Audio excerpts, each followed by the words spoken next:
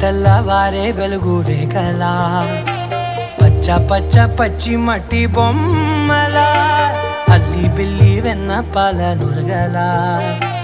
అచ్చ తెలుగు ఇంటి పూల కొమ్మలా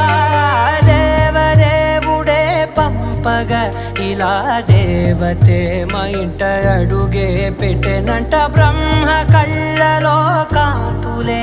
మా అమ్మలా మా కోసం మళ్ళీ లాలి పాడేనంట.